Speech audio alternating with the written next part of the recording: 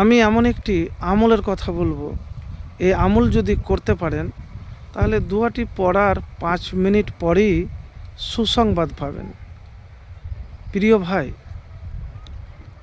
এমন আমল যে আমলের কথা হয়তো আপনি অন্য ভিডিওতে শুনেছেন, আজকে একটু গুরুত্ব দিয়ে ভিডিওটি দেখবেন এবং আমল করার চেষ্টা করবেন। আমি কোন আমলের কথা বলবো, যে নবীজি সাল্লাল্লাহু আলাইহি ওয়াসাল্লাম বলেছেন যে সারা রাতের মধ্যে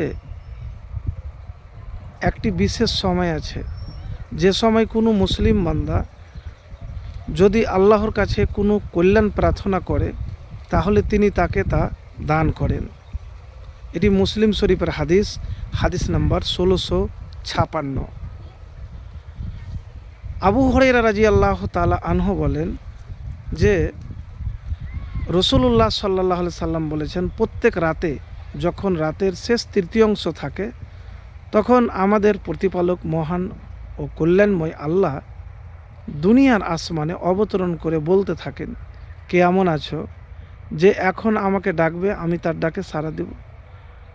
এখন কে এমন আছো যে আমার কাছে প্রার্থনা করবে, আমি তাকে দান করব। আর কে এমন আছো যে আমার কাছে ক্ষমা চাইবে, আমি তাকে ক্ষমা করে দেব। 1657 নম্বর মুসলিম শরীফের হাদিস। এবারে আপনি বলবেন যে এটা তো জানি বা হয়তো শুনেছি। দেখেন, এইভাবে যদি একবার আমল আপনি করে দেখতে পারেন তাহলে ইনশাআল্লাহ ফলাফল পাবেন। আর একটি কথা আপনাকে বলবো, সেটি হলো এই শীতকাল এত ঠান্ডা, এই উজুর করার পরে তাহাজ্জুদের পরে, বা তাহাজ্জুদ যদি না পারেন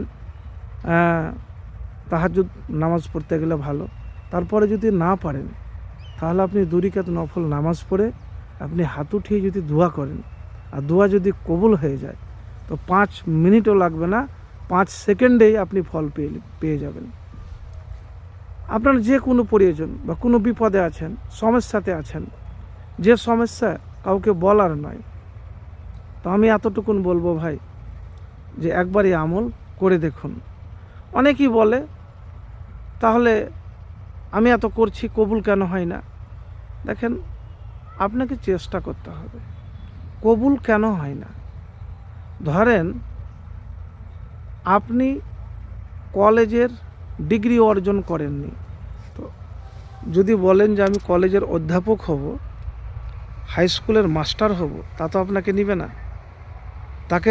আপনাকে আগে কী হবে, শিক্ষা দীক্ষা অর্জন করতে হবে, ডিগ্রি অর্জন করতে হবে, ওই মাপের পরীক্ষা দিতে হবে, তারপরে না ঢুকবেন। যখন দোয়া কবুল হবে না তখন মনে মনে ভাববেন যে হয়তো